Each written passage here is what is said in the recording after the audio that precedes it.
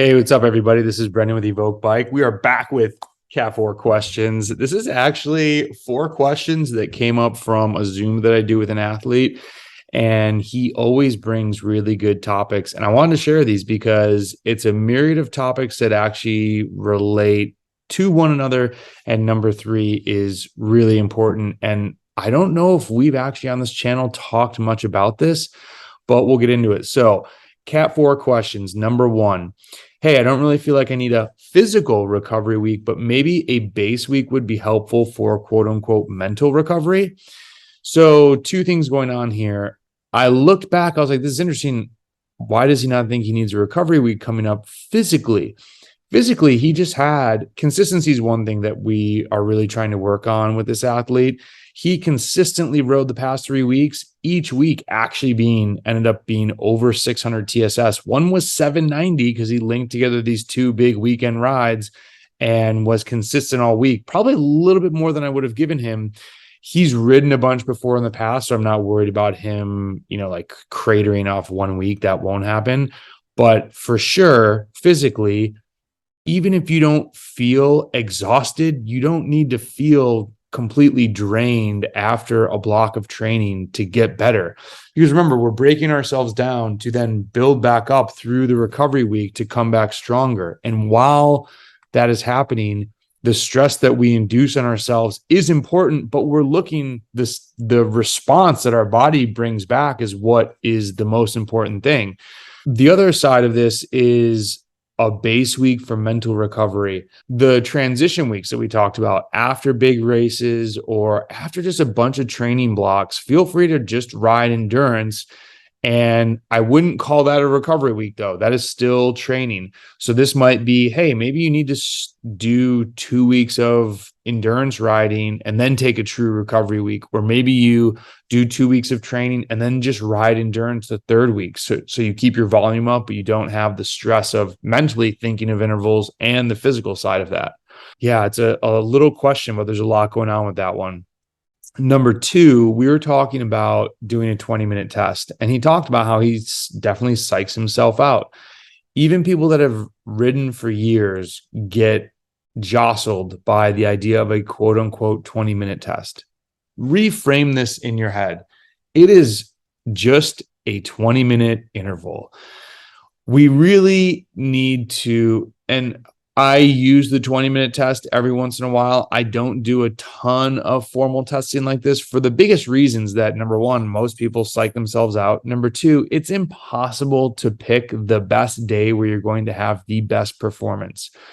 We can, we're not going to do a crazy taper or a lead up into a 20-minute test. That would be a waste of training time and lowering your training volume, which has been proven is massively important to endurance sports, but also really just trying to select a day during the block where you're going to have this one-off amazing effort that you're then going to base all your training zones on is kind of crazy.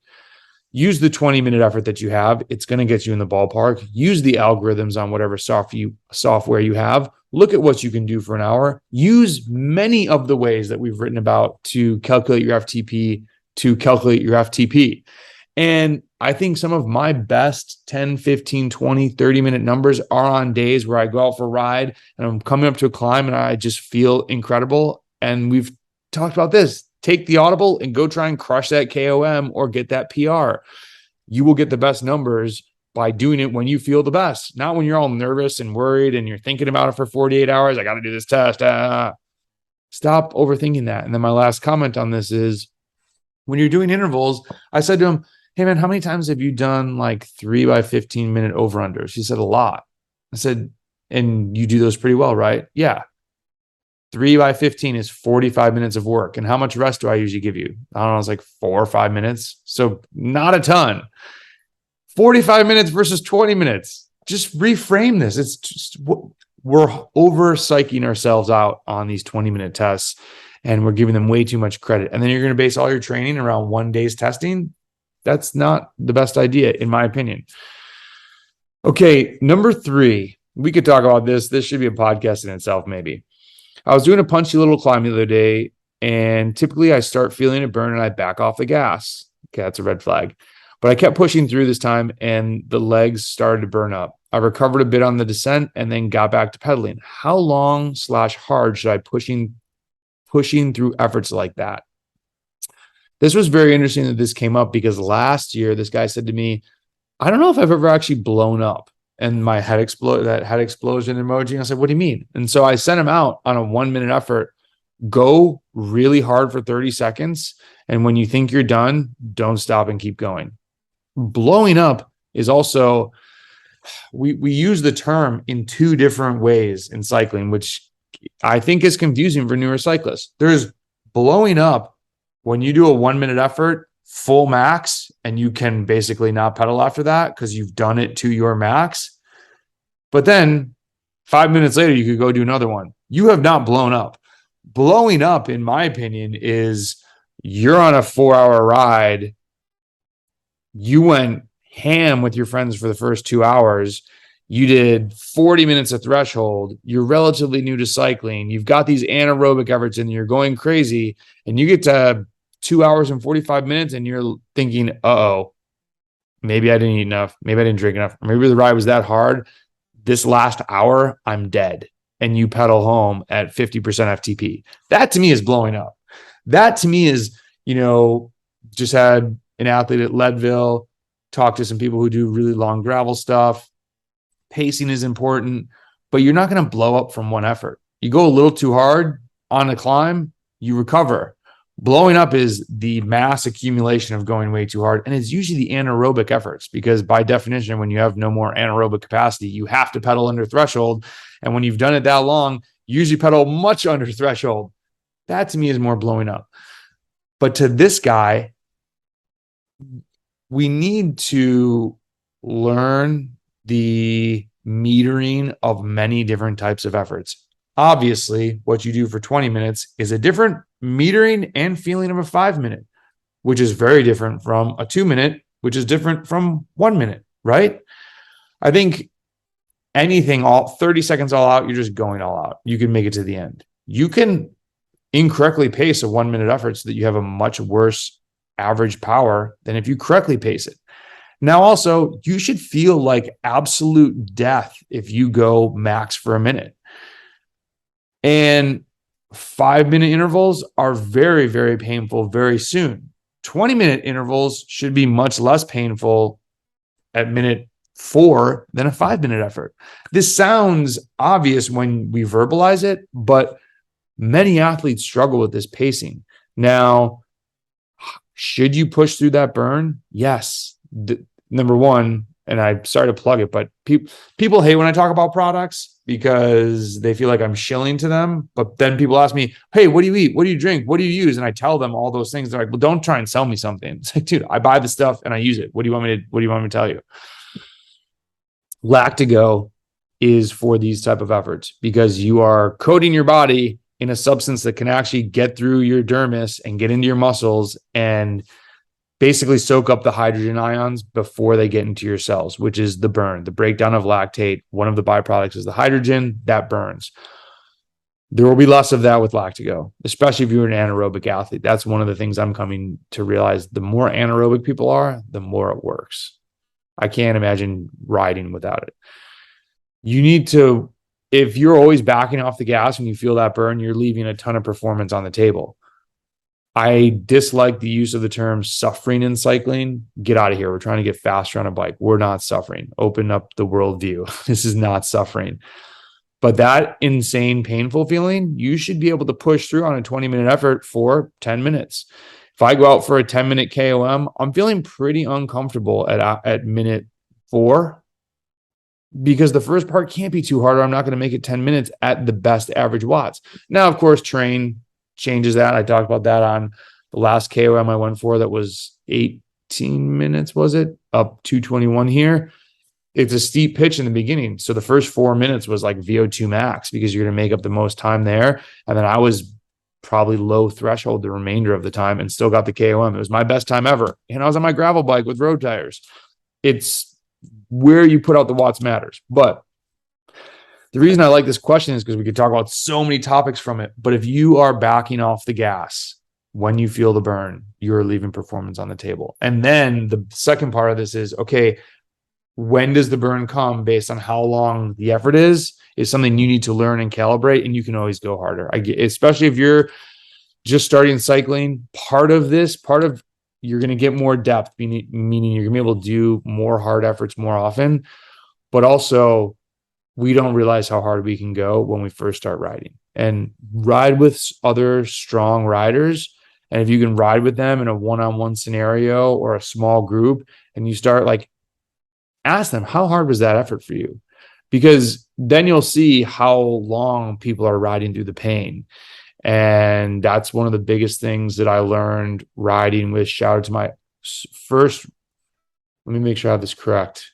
Really, my first real hardcore training partners were on Mount Bora. We used to do some long, hard weekend rides, and Dan Barney, Dylan Pudiak, John Hunter every once in a while. We could calibrate, you get to the top, I'm like, dude, was that full gas? Because that really hurt. I'm like, man, I was going full gas from the bottom. And then you understand how hard people are actually riding. You need to ride with people better than you if you really, really want to push yourself. And then Cat 4, question number 4. So I think I'm getting to a point, this guy's also trying to lose weight, but we shifted towards working back up, I want to frame this so you understand why we're doing what we're doing. Got off the consistency train. All the metrics are kind of tanking a little bit. It's like, hey, let's get some intervals back under our belt. Let's get some training in. Let's get these numbers back up to where we know they are. So at least we're putting into the algorithms and they're giving us back good information so we can start tracking some things. The cross season is not going to happen for non-bike reasons for this guy. And losing weight was a big thing that we were trying to focus on earlier in the year, especially during base season when it's easier to cut. And so he had made the comment, I do know that it's difficult to fuel harder workouts and stay in a caloric deficit. So I'm wondering, I should definitely shed more weight, and I need to stay on top of calories in the kitchen. Do you think we should do a base block for a bit and just mix in some efforts here and there on occasion, or should we just stick with one or the other? And it's really important that if you're going to shift out of doing interval training and go into a base block to lose weight, you need to focus and lose the weight. People then go into a base block, they go into just ride endurance, and then they don't do what they said they're going to do. So now they go take a month of their training time riding just endurance, which is not bad, but it's not optimal. Obviously, we're all not just riding only endurance. I'm like, well, I actually didn't really pay attention in the kitchen and I didn't lose any weight. Well, okay, well then shouldn't we have been training? If you're going to switch gears, really switch gears and commit. And you need, and this can be another podcast in itself, you need to ask yourself, why do you want to change your diet? Why do you want to change the way that you eat? What is it for you? It has to be driven from you intrinsically, because you want to look better. You want to feel better. You want to ride better. There are a million ways, but if you're not sold on it, if you don't buy into it, it's a waste of your time. So watts are made in the kitchen. I had heard that for years, and I changed my diet drastically, but my diet was horrible before I was a cyclist. And so for the first 3 or 4 years, what I thought was good for me, but it can always get better. Like now I'm doing the no sugar thing off the bike. I don't really eat anything processed, which I thought that was not possible for a really long time. It just takes a little bit more effort. It's a little bit more whole foods. And I was nowhere, when I came into cycling, I was nowhere near being that person. So that wasn't the right thing for me, but continue to try to get better at what you're eating. And I always remember when I went vegan just for a personal experiment to see what it was like, a guy who, I think he was vegetarian maybe, he said, I bet you won't stay vegan, but you will learn some habits that will stay with you forever. And that is no doubt true. And I'm not saying don't do vegan. All vegans are not healthy. That is for sure. It's a style of eating. I'm not promoting veganism as healthy eaters, but I'm saying you will search around and explore the world of food more. And the last thing I'll say on this is, I don't think maybe it's Japan. There's an Asian culture where they say eat a rainbow a day, but also even more insane is eat 60 ingredients a day. So like a salad might have 7 things. You're going to make rice with avocado, beans, and maybe you made your own salsa with vegetables in it. That would be 4 different things. That's a really interesting thing because I think we find things that are quote unquote healthy and then we just eat them for the next month and a half to get variety in there. It's very helpful. So let's shut this Cat 4 questions down. Definitely take a big picture look at your recovery weeks. You might need one not only for the physical, but also for the mental. And then there's the side note, use transition weeks and endurance riding when you're getting a little toasty from intervals. 20-minute efforts, they're not that long. Don't psych yourself out. Start to learn how to calibrate your hard efforts and digging deep and knowing how to really go hard. If you want to be your best, you need to learn how to scrape the bottom of the barrel. And don't do this all the time, obviously. If this is your first video, don't go do this all the time. Endurance is queen and king, but you need to know how to do that if you really want to do well and be your best. And then number 4, it's commit to when you have to lose weight. And if you do decide to keep training and doing intervals, a point that I probably forgot to mention is you can time when you eat your carbs and when you eat more, and you can still stay lean. And it is hard to lose weight and train hard, but you should be thinking of, hey, I have a hard workout coming out tomorrow. And you should be thinking about this a couple of days before. Maybe I need to start eating a few more carbs. And then, hey, I've got a few days off. You still need to eat on these days off for sure because you're rebuilding. But understanding when to time foods. And I mean, carbs, protein. You'll find fat will find its way into your diet through normal foods. So you don't need to like hone in like, oh, I need to eat my fat now. Don't do that, in my opinion. Not a nutritionist, just a cyclist. Good luck with your training. Hit us up if you have questions. Check out the blog. We have a podcast. Someone just found, they said, you have a podcast? YouTube channel, all the things. Hopefully this helps you. If it does, share it with a friend. Thanks. Have a great week. See you.